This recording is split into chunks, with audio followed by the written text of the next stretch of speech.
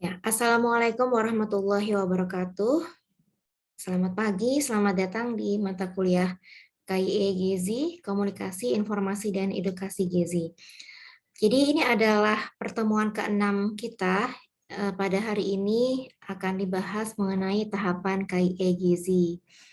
Nah, kita akan, ini sekadar overview ya, jadi awalan, gambaran awal untuk di pertemuan berikutnya kita akan membahas tentang bagaimana sih tahapan dari KIE Gizi. Nah, kemudian pada pekan-pekan berikutnya kita akan membahas lebih dalam mengenai bagian-bagian dari tahapan KIE Gizi. Ini adalah pokok bahasan yang akan kita pelajari pada hari ini, yaitu metode HealthCom. Jadi kita akan berkenalan dengan metode HealthCom, kemudian tahapan KIE Gizi. Nah, ini adalah metode HealthCom. Metode HealthCom ini adalah singkatan dari Health Communication for Child Survival. Ini adalah proyek yang berlangsung pada tahun 1978 sampai 1995. Seperti apakah metode HealthCom? Nah, metode HealthCom ini dia menerapkan kerangka kerja sebuah pemasaran sosial dengan tujuan sebagai berikut. Jadi ya, sebuah pemasaran yang memiliki tujuan yang pertama mencapai perubahan perilaku. Jadi itu yang akan kita lakukan di KIE Gizi ini, yaitu kita mengharapkan adanya perubahan perilaku dari perilaku negatif menjadi perilaku yang positif. Tentunya di bidang gizi ya. Itu. Kemudian yang kedua menggambarkan hubungan dari berbagai bidang seperti pemasaran. Yang ketiga komunikasi. Yang keempat analisis perilaku. Jadi kita nanti juga akan menganalisis bagaimana perilaku sasaran kita pada sebelum diberikan program KIE Gizi. Kemudian nanti setelah kita berikan program, kita buat rancangannya dulu sebelum kita buat program kita buat rancangan. Nanti tujuannya apa yang akan kita capai gitu. Jadi sebelum itu dilakukan kita analisis dulu mereka perilaku selama ini seperti apa itu. Kemudian pendidikan non formal dan antropologi kesehatan. Nah, untuk antropologi kesehatan kita akan bersinggungan dengan budaya, norma-norma yang ada di masyarakat itu seperti apa. Kemudian ini adalah fungsi dari metode HealthCom. Untuk metode ini yang fungsi yang pertama yaitu membantu petugas dalam penyusunan strategi komunikasi kesehatan. Ya, jadi di dalam metode ini itu sudah ada kerangkanya gitu ya. Jadi nanti kita bisa membuat perencanaan komunikasi kesehatan berdasarkan kerangka yang ada di metode ini. Kemudian fungsi yang kedua yaitu mengorganisasikan pelaksanaan rencana komunikasi kesehatan yang sudah dibuat. Jadi untuk pelaksanaannya pun perlu ada rencana gitu. Jadi nanti mau seperti apa, kemudian targetnya seperti apa, nanti bentuk evaluasinya seperti apa itu. Nah, untuk evaluasi pun nanti akan kita bahas. Nah, ini adalah bagan yang ada di metode HealthCom ya. Yang pertama yaitu ada assessment. Kemudian setelah assessment kita akan melakukan plan. Plan itu adalah perencanaan. Kemudian setelah perencanaan kita akan melakukan pretest. Pretest dari media yang kita buat. Jadi nanti pada hasil akhir dari mata kuliah ini adalah kita akan membuat media gitu. Kemudian berikutnya setelah kita membuat media, kemudian kita pretest dulu, kita uji dulu di masyarakat seperti apa penerimaannya. Kemudian setelah oke, kita revisi, kita selanjutnya akan deliver message, yaitu menyampaikan pesan. Menyampaikan pesan sesuai dengan media yang kita buat, gitu, yang telah direvisi tentunya. Kemudian yang terakhir yaitu monitoring dan evaluation, ya. Nah, bagaimanakah bentuk dari mereka ini? Kita akan pelajari lebih lanjut. Nah, ini ya, tadi sesuai bagan. Jadi tahapannya itu ada 5. Yang pertama itu assessment, yang kedua plan, yang ketiga pretest, yang keempat deliver message, yang kelima yaitu monitoring evaluation.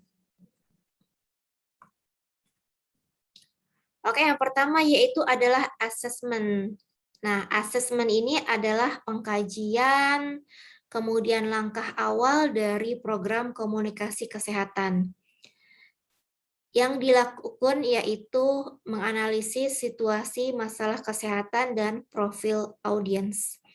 Ya, jadi dalam assessment itu kita melakukan pengkajian, maksudnya adalah kita mencari di masyarakat apakah masalah yang ada di sana gitu. Sehingga kita nanti ketika melakukan program, kita menyusun program dulu ya, itu sesuai tepat sasaran gitu. Jadi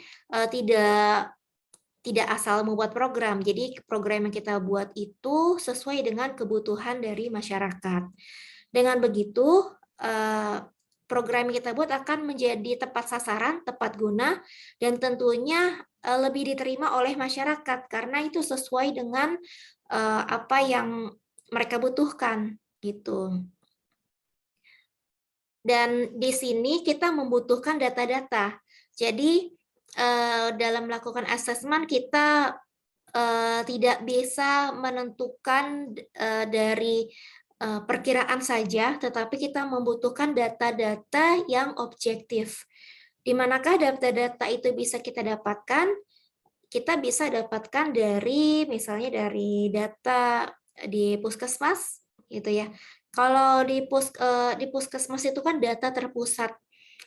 Kalau untuk gizi itu kita akan bersinggungan dengan balita, dengan ibu hamil, ibu menyusui, kemudian lansia gitu ya.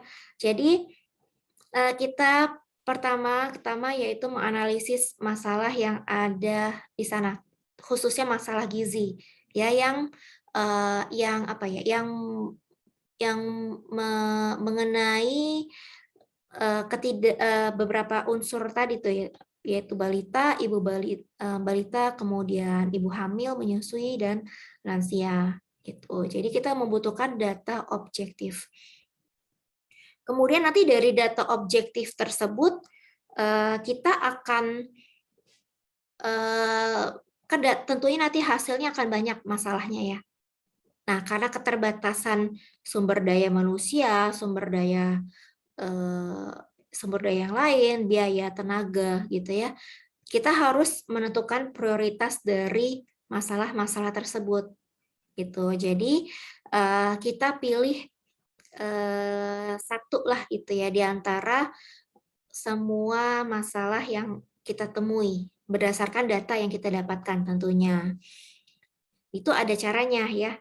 Jadi nanti bisa menggunakan metode Delbek atau DLV atau USG gitu. Nah, kemudian setelah kita mendapatkan mendapatkan prioritas masalah, maka kita buatlah perencanaan berdasarkan masalah yang kita jadikan prioritas tersebut. Gitu. Nah, kemudian di dalam assessment ini kita juga yang pertama pengkajian apa sih yang kita lakukan ya? Yang pertama itu adalah melakukan kajian perencanaan komunikasi. Di sini kita melakukan identifikasi kebutuhan penelitian yang formatif ya. Jadi maksudnya adalah penelitian yang mendukung dari hasil data-data objektif yang kita dapatkan gitu. Kemudian yang kedua, tadi penelitian formatif ini bertujuan untuk mendapatkan akar masalah sesuai dengan yang terjadi di masyarakat gitu. Kalau kita sudah mendapatkan akar masalah, kita jadi bisa menentukan nih nanti mau melakukan intervensi di bagian apa gitu. Kira-kira apa ya? Misalnya gini, masalahnya kita tentukan berdasarkan hasil penentuan prioritas masalah, kita dapatkan masalahnya itu adalah stunting pada balita ya, misalnya. Kemudian kita kan cuma dapat stunting doang tuh. Kita tidak tahu sebenarnya apa sih yang menyebabkan stunting di masyarakat tersebut, di wilayah tersebut gitu. Tentunya kita membutuhkan penelitian tambahan gitu. Jadi agar kita mengetahui yang menjadi penyebab dari stunting itu apa gitu. Dan nanti kita bisa intervensi sesuai dengan akar masalah yang ada gitu dari hasil penelitian formatif itu. Kemudian yang kedua yaitu mendefinisikan target atau sasaran. Untuk misalnya tadi contohnya stunting, kita bisa menentukan target atau sasarannya siapa ya. Kalau misalnya stunting pada balita, tentunya kita akan memberikan intervensi kepada siapa? Kepada orang tua dari balita gitu. Jadi targetnya adalah atau sasarannya adalah ibu dari balita. Nanti dalam hal ini kita bisa membuat rancangan sasaran primer, sasaran sekunder, dan sasaran tersier. Gitu. Jadi kita bisa identifikasi, kita buat identifikasi ya, siapakah sasaran primer, sekunder, dan tersiernya. Kemudian kita juga bisa mendefinisikan perilaku yang mungkin dilakukan sasaran. Nah, untuk perilaku yang mungkin dilakukan sasaran ini kita bisa lihat dari maksudnya akar masalah ya, dari pohon masalah yang telah kita buat gitu. Jadi kita mendefinisikan misalnya nih, ternyata ibu balitanya tidak suka memasak gitu. Sebagian besar ibu balita tidak suka memasak sehingga memberikan anak makanan jadi yang simple-simple gitu sehingga zat gizinya tidak bisa dikontrol gitu, tidak bisa diketahui. Kemudian perilaku apa lagi nih gitu. Jadi dia berdasar hasil penelitian formatif tadi kita bisa mendefinisikan perilaku yang dilakukan sasaran itu. Kemudian selanjutnya kita mengembangkan rencana penelitian. Maksudnya mengembangkan rencana penelitian itu apakah kita membutuhkan penelitian lanjutan lagi untuk mendapatkan data-data yang diperlukan atau cukup dari penelitian formatif yang telah dilakukan. Seperti itu. Kemudian dalam asesmen yang berikutnya yaitu mengkaji rancangan strategi komunikasi. Nah, pertama-tama yang kita lakukan dalam mengkaji rancangan strategi komunikasi ini yaitu mendefinisikan tujuan komunikasi. Jadi kita kita buat dulu tujuannya apa sih kita melakukan komunikasi ini. Tentunya kan ingin mengubah perilaku ya, gitu. Jadi agar kita bisa menentukan juga metodenya seperti apa itu untuk mencapai tujuan ini, apa metodenya, kemudian bentuk medianya seperti apa nanti itu. Kemudian kita mengembangkan pesan. Nah, pesannya ini sesuai dengan karakteristik sasaran ya, tentunya ya. Terutama sasaran primer yang kelompok yang akan kita berikan intervensi secara langsung. Kita kembangkan pesannya itu seperti apa. Seperti yang telah sampaikan dulu ya, pesannya itu mau kita buat dalam bahasa daerah atau bahasa Indonesia atau bahasa internasional.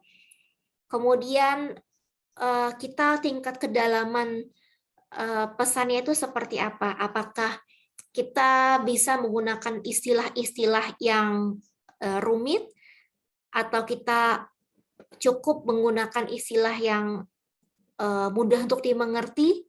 Itu tergantung dari karakteristik dari sasaran itu. Kemudian kesukaan mereka seperti apa? Jadi kalau kita sudah kenal sasarannya itu bagaimana karakteristiknya, maka kita bisa mengembangkan pesan sesuai dengan karakteristik sasaran. Apakah mereka semuanya bisa membaca atau ada yang buta huruf gitu. Kalau ternyata sasaran kita ada yang buta huruf, tentunya kita dalam membuat media itu tidak bisa menggunakan tulisan semua. Bisalah kita menggunakan tulisan, tapi kita dominasi dengan gambar-gambar gitu, agar mudah dipahami untuk mereka yang buta huruf. Kemudian mengembangkan strategi yang kreatif. Ya, tentu saja dalam KIE ini kita membutuhkan ide-ide kreatif. Karena kita fokus ke media ya, jadi ide-ide kreatif dalam membuat medianya yang tepat sasaran, tepat guna juga. Gitu. Kemudian yang keempat yaitu memilih saluran komunikasi efektif. Ya tadi setelah kita mengenali sasaran, kita tentunya akan bisa menentukan saluran komunikasi yang efektif itu yang seperti apa. Apakah berupa cetak, media cetak, atau online, atau yang lainnya, gitu ya. Atau pertemuan secara langsung, atau pertemuan secara online, kita lihat dulu karakteristik dari responden ya sasaran kita ya gitu. Kemudian setelah kita membuat rancangan strategi komunikasi, tahap selanjutnya yaitu dalam asesmen ini kita mengkaji rancangan draft materi. Apakah berbentuk cetak, ya tadi ya, apakah radio atau tambahan saluran komunikasi seperti Instagram atau YouTube atau TV gitu. Jadi ini disesuaikan dengan karakter. Atau sebuah pertemuan di balai desa gitu, itu juga bisa, yang jelas sesuaikan dengan karakteristik dari sasaran. Kemudian setelah kita materinya, setelah kita materi sudah ditentukan bentuknya apa, isinya apa, pesannya apa, gitu ya. Kita lakukan pretest. Pretestnya ini pretest media. Jadi medianya diuji coba dulu, ya. Kemudian setelah kita melakukan uji coba, kita akan mendapatkan masukan medianya yang sesuai dengan sasaran tuh yang seperti apa, warnanya bagaimana, itu. Seberapa besar tingkat kesukaan mereka dengan media yang kita buat. Nah, selanjutnya kan itu akan dapat revisi ya. Kemudian setelah kita melakukan revisi, kita melakukan produksi akhir dari materi sesuai dengan hasil revisi tersebut. Gitu.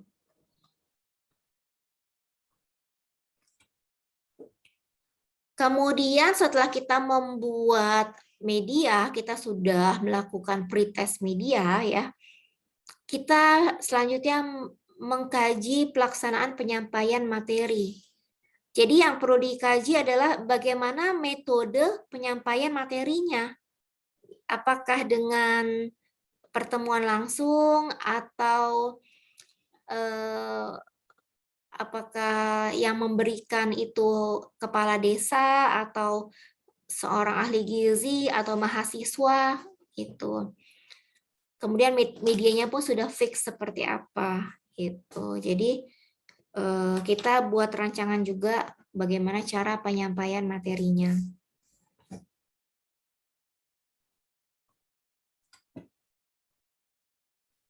Kemudian yang kelima yaitu mengkaji, monitoring, dan evaluasi. Jadi ini belum apa ya? Ini belum turun lapangan. Jadi ini masih assessment ya. Assessment berarti kita membuat perencanaan gitu. Ini belum turun lapangan ceritanya ya. Nanti dalam assessment ini kita juga membuat rancangan bagaimana mekanisme monitoring programnya ya. Gitu. Kemudian nanti bentuk evaluasinya seperti apa? Itu kita sudah buat rancangannya dalam tahapan assessment ini. Apakah evaluasinya di tengah-tengah pelaksanaan program atau di akhir program, itu kita juga sudah tentukan dalam proses assessment ini.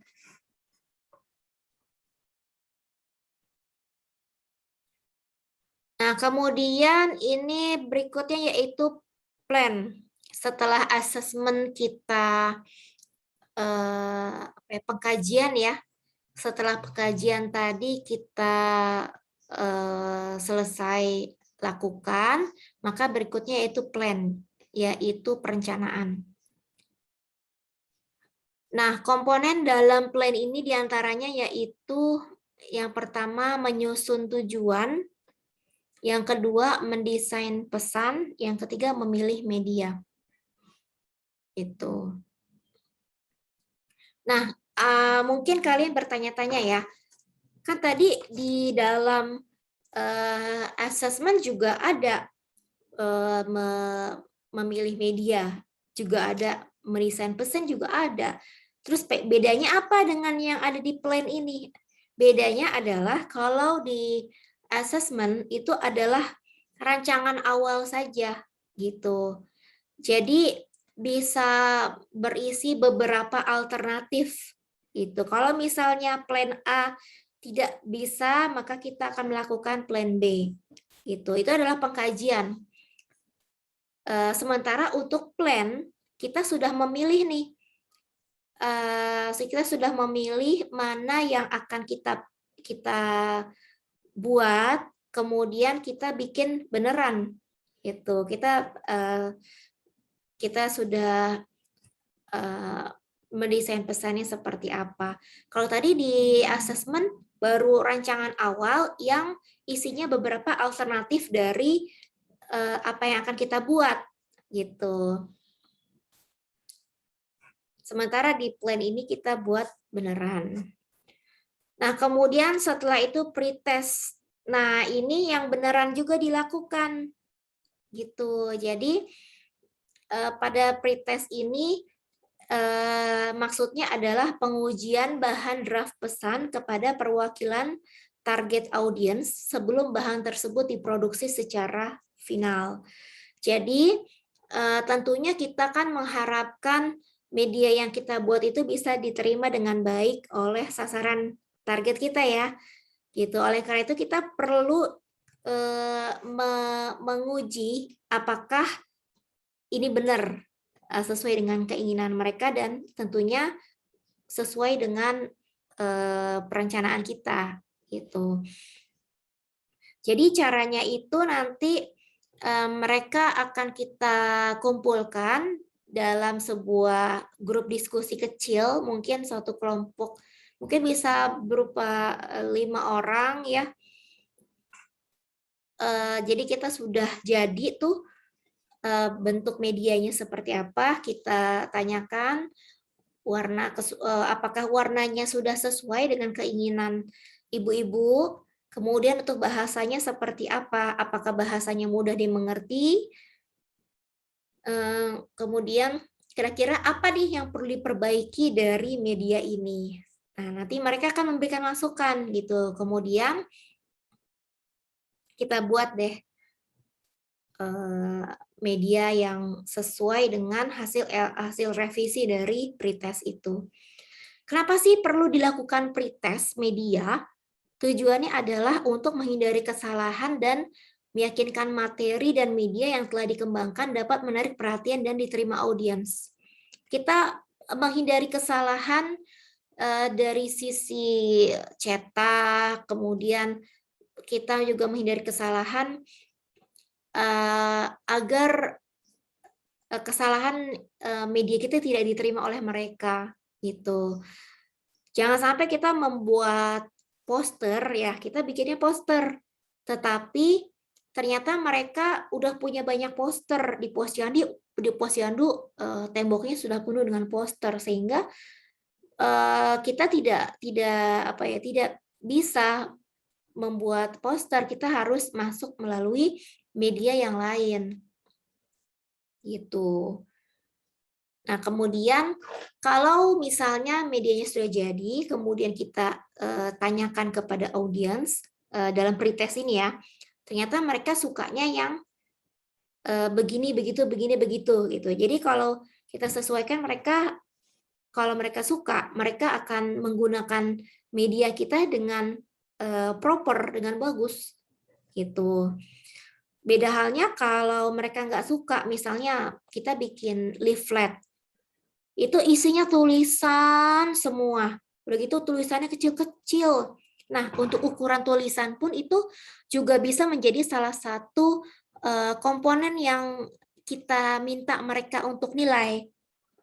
Gitu. Jadi kemudian warnanya, bahasanya yang tadinya seperti saya sampaikan ya.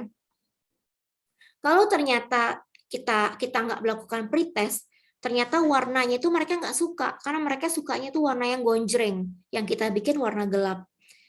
Kemudian karena mereka nggak suka dengan media yang kita buat, maka medianya paling dibuang gitu, nggak dibaca. Kalau misalnya bikin leaflet ya, jadi kita udah bikin mencari informasi dengan akurat, kemudian udah bikin juga dengan susah payah, nanti ujung-ujungnya dibuang oleh mereka gitu kan, sayang ya. Dibandingkan kalau kita buat media yang mereka sukai, maka mereka akan simpan itu.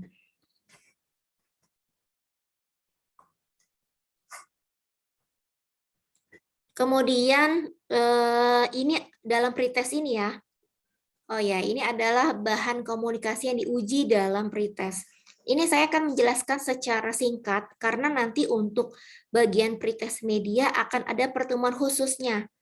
Gitu. Jadi akan dibahas lebih lanjut di pertemuan yang khusus pretest. Nah, ini adalah bahan komunikasi yang diuji dalam pretest, yaitu yang pertama media, kemudian saluran komunikasi, yang ketiga yaitu konsep, yang keempat produk, yang kelima kemasan, yang keenam simbol dan slogan. Jadi apakah simbol-simbol itu bisa dipahami, kemudian salurannya apa, apakah itu sesuai dengan keinginan mereka gitu. Kalau keinginan mereka mungkin disesuaikan juga dengan kapasitas mereka gitu. Jadi agar tepat sasaran. Nah, setelah kita melakukan pretest media, maka yang berikutnya yaitu deliver message.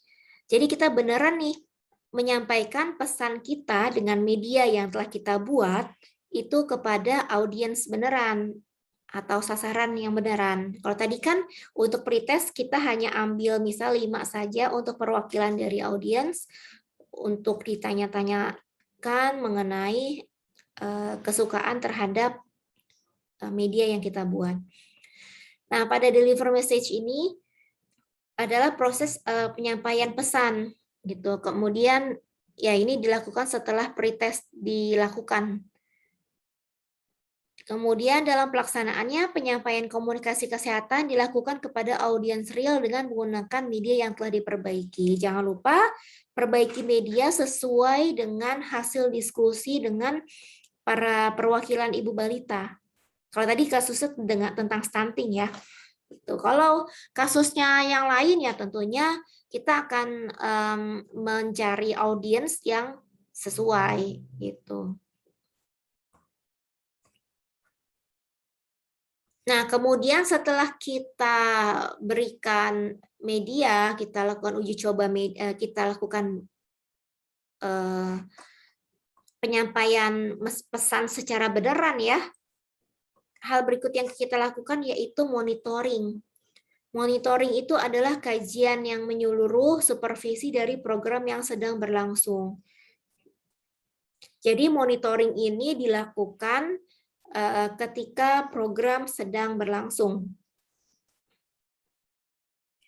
Nah, apa sih tujuan dari monitoring? Kenapa sih kok kita perlu melakukan monitoring?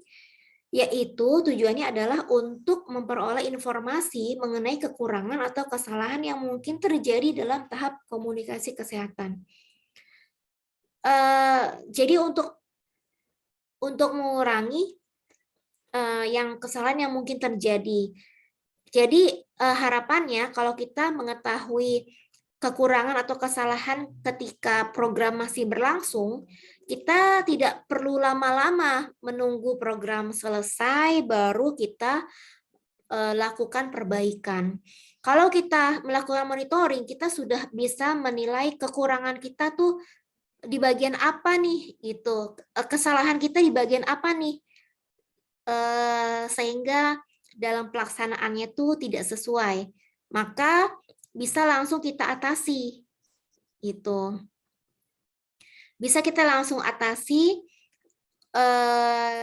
untuk memperbaiki kekurangan dalam pelaksanaan program tersebut, gitu. Dengan harapan setelah kekurangan atau kesalahannya diatasi, nanti hasil dari monitoring nanti pas evaluasi ya, itu akan bagus.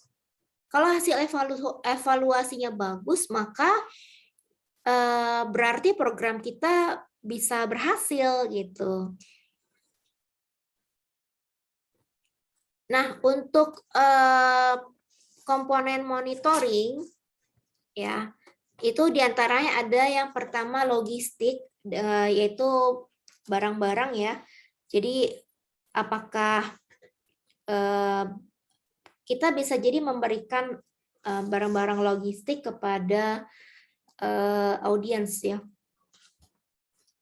Apakah barang-barang yang kita bukan barang ya, kalau barang kesannya seperti benda ya. Ya memang benda sih. Maksudnya lebih ke logistik, misalnya pemberian PMT atau ada PMT yang dalam keadaan mentah, kemudian itu kita harapkan diolah oleh keluarga tersebut itu. Nah, kita cek dulu nih, apakah memang benar logistik yang kita berikan kepada mereka itu digunakan dengan sebaik-baiknya, gitu, tidak dijual lagi, tetapi memang digunakan untuk memperbaiki status gizi anaknya. Kemudian yang berikutnya yaitu ada interim effect, ya. Kemudian selanjutnya ada perubahan perilaku. Nah, dalam monitoring ini itu ada perubahan, kita juga mengecek apakah ada perubahan perilaku. Jadi dia agak mirip dengan evaluasi ya. Cuma kalau untuk monitoring ini benar-benar murni dilakukan ketika program sedang berlangsung. Gitu. Jadi apakah memang ada perubahan walaupun masih sebentar ya, apakah mereka sudah berusaha untuk menerapkan pesan-pesan yang telah kita berikan gitu. Kemudian yang berikutnya itu peningkatan status kesehatan. Nah, jadi kalau untuk peningkatan status kesehatan itu bisa dilihat tidak langsung ya, karena memang untuk terjadi peningkatan status kesehatan itu membutuhkan waktu. Gitu. Oh ya, tadi saya lupa jelaskan yang di bagian interim effect. Interim effect itu maksudnya adalah pengetahuan dan reaksi. Jadi kita bisa tahu kemampuan dari sasaran kita itu sebesar apa, pengetahuannya sebesar apa, kemudian bagaimana reaksi mereka terhadap pesan yang kita berikan. Apakah diterapkan atau sebagai angin lalu saja gitu.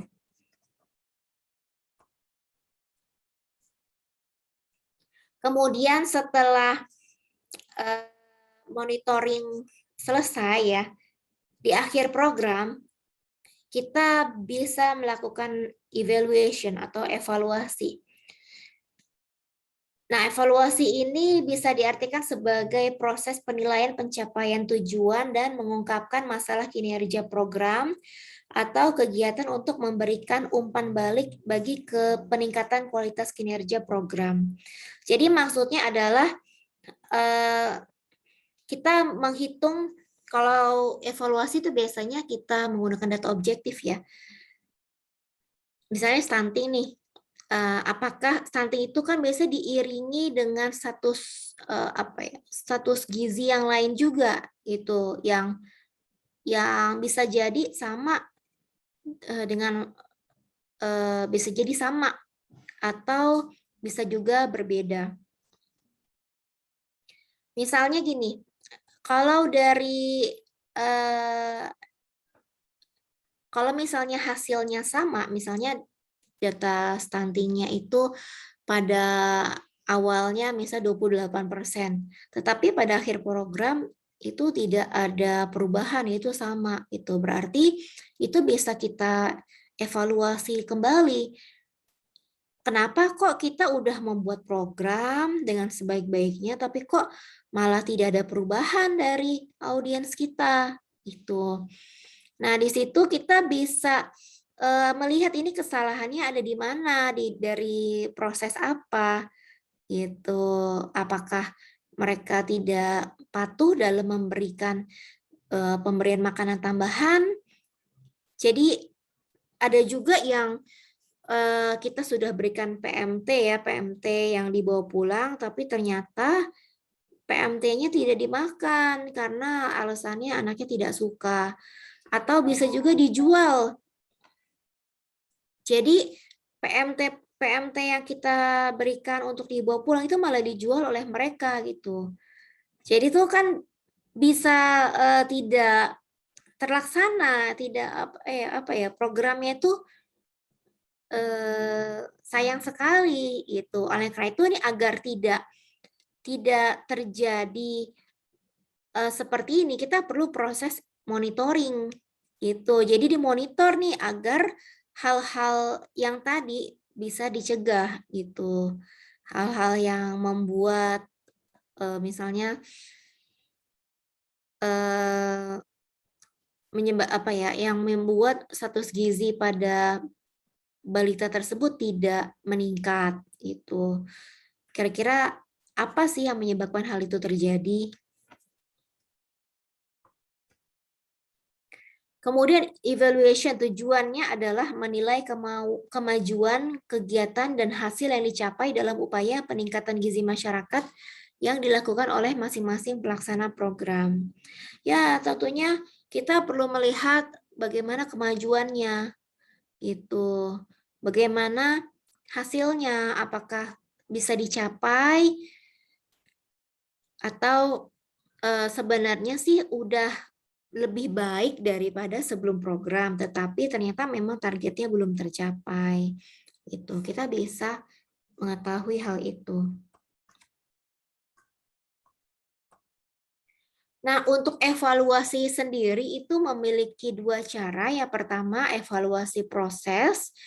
Ini dilakukan berdasarkan gambaran tentang bagaimana implementasi proses berjalan dan efisiensi program intervensi dapat tercapai. Ya, ini untuk evaluasi proses kita juga bisa melakukan evaluasi ketika program sedang berjalan gitu. Kemudian yang kedua, evaluasi dampak.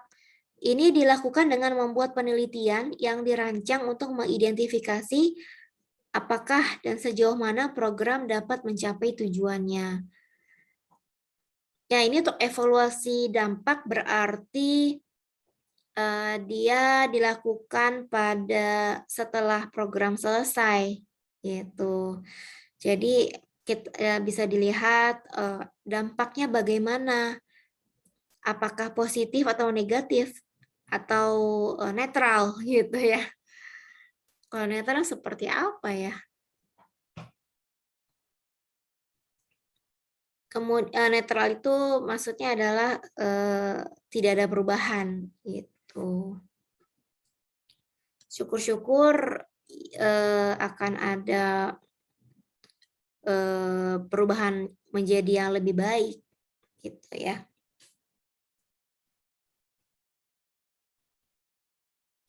Nah, tadi evaluasi ini adalah tahapan terakhir ya dari KIE Gizi, dari pelaksanaan KIE Gizi. Jadi setelah proses evaluation selesai, maka kita bisa melihat apakah program kita berhasil atau tidak. Gitu. Kemudian nanti bisa diketahui juga kekurangannya di bagian apa. Jadi nanti di periode berikutnya jika ingin membuat program lagi, kita bisa tahu kalau untuk menyelesaikan masalah ini kita membutuhkan program yang seperti ini itu. Yang kemarin kita lakukan itu berdasarkan hasil evaluasi berarti tidak kurang tepat gitu. Berarti kita bisa menggunakan metode lain yang sekiranya bisa lebih baik dari yang telah dilakukan. Seperti itu. Ya, ini adalah ya terima kasih. Ini kita sudah berada di penghujung kuliah. Semoga bisa dipahami ya. Dan tenang saja, ini hanyalah kulitnya saja untuk materi hari ini. Kemudian untuk isi-isinya yang lebih